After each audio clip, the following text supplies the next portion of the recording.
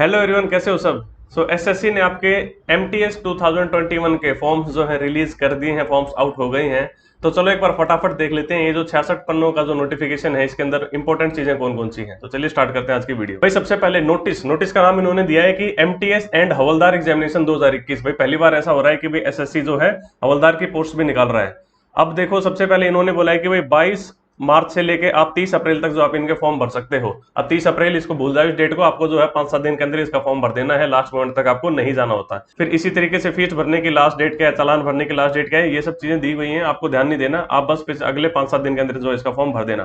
फिर इंपॉर्टेंट बात यह आती है कि भाई जुलाई 2022 में जो है इसका टीयर 1 का पेपर होगा, जो कि एसएससी पहले भी बता चुकी थी, और टीयर 2 की जो डेट्स है उसकी ये लोग बाद में बता देंगे। नेक्स्ट चलिए फटाफट आगे बढ़ते हैं। वही बात फिर से कि भाई एमटीएस और हवलदार ये दो जो है इस बार वैकेंसीज हैं इनके पास। एमटीएस की वैकेंसीज इन्होंने कहा कि बाद में बता देंगे, और हवलदार की जो है इन्होंने बता दी है 3603 जो है इनकी वैकेंसीज हैं। नेक्स्ट फिर आगे बढ़ते हैं फटाफट। उसके बाद ये है इनका इंपॉर्टेंट भाई age limit.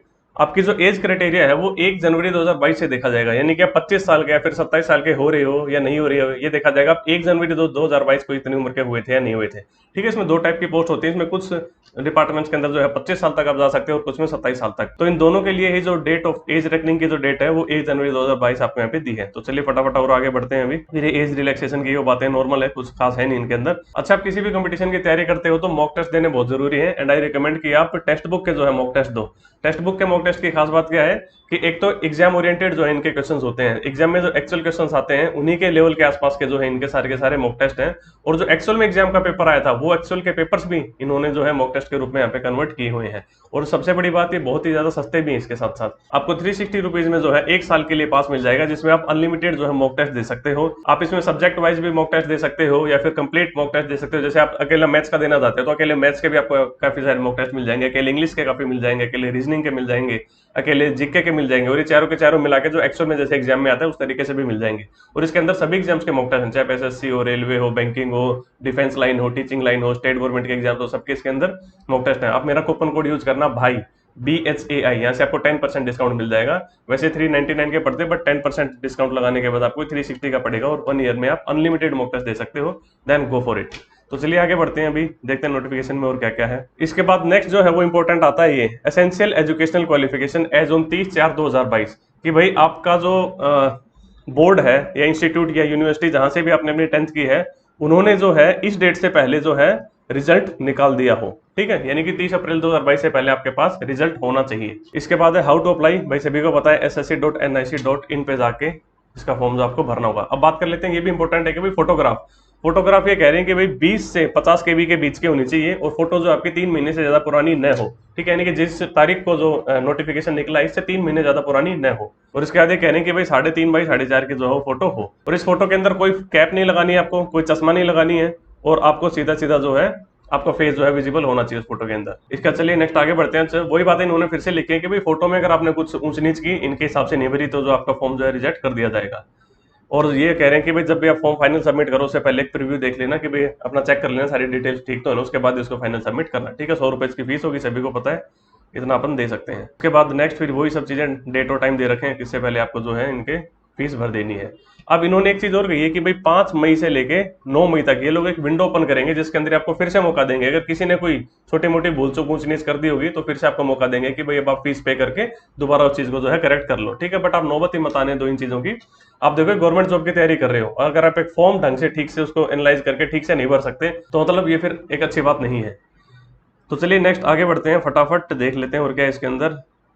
Centres of examination भाई कहाँ कहाँ इनके सेंटर हैं वो अपने लिए कोई इंपॉर्टेंट नहीं है, ये आप बस देख लेना। उसके अंदर जब फॉर्म भरो आप बस अपना सेंटर इसमें भर देना, बाकी चाहे कोई भी सेंटर हो फर्क नहीं पड़ता अपने को। ठीक है, और ये बात लिखिए कि भी सेंटर चेंज करने की जो है रिक्वेस्ट जो है किसी भी सर्कमस्टांसिस में आपकी नहीं मानी जाएगी।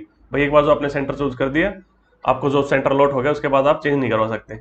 नेक्स्ट भाई कह रहे स्कीम ऑफ एग्जामिनेशन, सभी को पता है पेपर 1 में वही 4 सब्जेक्ट आते हैं, इंग्लिश, रीजनिंग, मैथ्स और जीके। 25-25 नंबर के होंगे सारे के सारे, और 90 मिनट का आपका पेपर होगा, और 0.25 मार्क्स की जो है इसके अंदर नेगेटिव मार्किंग होगी। और इसी तरीके से बोला है कि भाई फिर हम आंसर के डाल देंगे, 100 रुपए लेंगे हर रॉन्ग आंसर को करेक्ट करवाने के लिए। फिर डिस्क्रिप्टिव का जो पेपर 2 होगा उसके लिए कह रहे हैं कि 50 नंबर का होगा, 25-25 के 2 इसके अंदर क्वेश्चन आएंगे, 45 मिनट का जो है पेपर होगा। कोई खास बात नहीं है, सभी को पता है ये सब चीजें। उसके बाद सिलेबस वही सब चीजें बस डिटेल में दे रखा है, इंग्लिश, जीके, मैथ्स और रीजनिंग किस किस तरीके से आएंगी। उसके बाद एक बात ये लिखिए, जो भाई हवलदार के लिए जो पीएसटी होगा, इन्होंने एक फिजिकल स्टैंडर्ड टेस्ट रखा है हवलदार की पोस्ट के लिए, उसमें आपको मेल्स को वॉकिंग करनी होगी 15 मिनट में 1600 मीटर की, ठीक है, और साइकिलिंग करनी होगी आधे घंटे में 8 किलोमीटर की, और फीमेल्स को वॉकिंग करनी होगी 20 मिनट में 1 किलोमीटर और साइकिलिंग करनी होगी 25 मिनट में 3 किलोमीटर। ठीक है, आसान है, कोई दिक्कत नहीं है, ये सब बात की बातें अपने को फिलहाल जो है एग्जाम के ऊपर फोकस करना है। फिर हवलदार के लिए एक और क्राइटेरिया रखा है इन्होंने कि भाई मेल की जो हाइट है वो 157.5 सेंटीमीटर हो कम से कम, और उसकी चेस्ट जो है वो 76 सेंटीमीटर की हो बिना एक्सपेंड किए, और वो कम से कम 5 सेंटीमीटर का एक्सपेंशन हो, और फीमेल्स की हाइट बोली है 152 सेंटीमीटर, और वेट होना चाहिए कम से कम 48 kg। चलो फिर आगे बढ़ते हैं नेक्स्ट फटाफट, ये सब इंपॉर्टेंट नहीं है, नॉर्मल चीजें हैं। नेक्स्ट नेक्स्ट नेक्स्ट नेक्स्ट, हाँ उसके अंदर फिर इन्होंने ये बात इंपॉर्टेंट है कि भी जिस टाइम पे आप फॉर्म भर रहे होगे तब जो जो आप स्टेट सेलेक्ट करोगे सिर्फ उन्हीं के लिए आपको एलिजिबल माना जाएगा। तो रिकमेंड किया गया है कि आप मैक्सिमम से मैक्सिमम इसके अंदर स्टेट्स भर दो। अगर आपने मान लो कि 4 जगह की वैकेंसीज आपने भरी की भाई, या 4 जगह के स्टेट्स आपने फिल किए, तो उनके अलावा आपको किसी और के अंदर जो है जॉब नहीं मिलेगी। तो एक घाटे का सौदा है, आप सारे के सारे भर देना अपने प्रेफरेंस में, जो आपको अच्छे लगे वो तो डेफिनेटली, जो अच्छे नहीं भी लगे उनको भी आप भर ही देना, अदरवाइज आपको जो है उन स्टेट्स के लिए एलिजिबल नहीं माना जाएगा। ठीक है, वही सब चीजें हैं, इसमें थोड़ा डिटेल में समझा रखी हैं। मोड ऑफ सिलेक्शन में भाई पेपर ने बोला कि कम से कम 30% जो है क्वालिफाइंग मार्क्स होंगे, यानी कि 30% से कम जो है जनरल की कट ऑफ नहीं जाएगी। वो कोई बड़ी बात नहीं, अपने को पता है, वैसे भी नहीं आती इतनी तो। और फिर ऐसे जो पेपर 2 होगा उसके अंदर 40% जो है क्वालिफाइंग होगा मार्क्स, भाई 40% से नीचे वालों को फेल कर देंगे। फिर नेक्स्ट आगे बढ़ते हैं, नेक्स्ट नेक्स्ट नेक्स्ट नेक्स्ट। अच्छा, जब ये दो लोगों का टाई हो जाए तो किस तरीके से रिजोल्व किया जाएगा, ठीक है, इंपॉर्टेंट नहीं अपने लिए फिलहाल स्टेज पे ये, तो इसको छोड़ सकते हो आप अभी।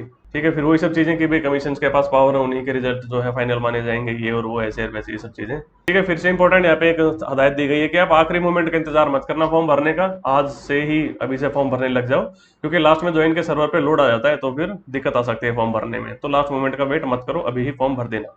फिर से वही बात कि आपकी फोटो भाई छोटी नहीं हो, ब्लर ना हो, इनएलिजिबल फोटो आपको नहीं लगानी, फोटो और सिग्नेचर जो आपके अगर ऐसे हुए तो रिजेक्ट हो जाएगा। ठीक है, ध्यान रखना है फोटो का, छोटी सी बात है, 3 महीने से पुरानी फोटो नहीं होनी चाहिए, और 3.5 बाई 4.5 के क्लियर फोटो, बस खत्म, इसके अलावा कुछ नहीं। ठीक है, इसके बाद इन्होंने कहा कि जब आप एग्जामिनेशन हॉल में आओगे एग्जाम देने के लिए, तो आपके पास एक आइडेंटिटी कार्ड हो जिसमें आपकी फोटो क्लियर हो और आपकी डेट ऑफ बर्थ जो है उस पर प्रिंटेड हो। ठीक है, आपका आधार कार्ड चल जाएगा इसके अंदर, कोई दिक्कत नहीं आएगी। उसके बाद नेक्स्ट नेक्स्ट नेक्स्ट, चलो आगे बढ़ते हैं। फिर ये कुछ एनेक्सर दे रखे हैं, इंपॉर्टेंट नहीं है ऐसे। चलिए नेक्स्ट नेक्स्ट नेक्स्ट। ठीक है, वही से बातें, मतलब ऐसे कुछ घुमा फिरा के उन्हीं चीजों को बार बार लिखा गया है कि भाई आपके 10th के मार्कशीट के अंदर जो आपके नेम हो, जो डेट ऑफ बर्थ हो, बस आपको डेट ऑफ वही चीजें यहाँ पे डालनी है।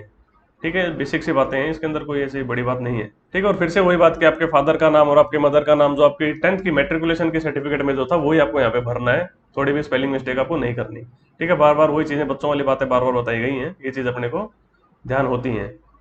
उसके बाद नेक्स्ट, ये आपको फॉर्म का सैंपल दिखा दिया था किस तरीके से भरना है, और पार्ट 2 जो एप्लीकेशन का, उसमें फिर से वही फोटो वाली बात फिर से इन्होंने बोल दी कि भाई फोटो जो है 20 से 50 KB के बीच की हो, 3.5 बाई 4.5 की हो, ब्लर न हो, मतलब बस यार सिंपल सी बात है, एक बढ़िया सी फोटो इसके अंदर चिपका देना, कोई दिक्कत नहीं आएगी। ठीक है, उसके बाद नेक्स्ट इन्होंने यहाँ पे कुछ सैंपल्स भी दिए हैं आपको फोटोज के कि भाई किस तरीके की फोटोज जो है नहीं मानी जाएंगी।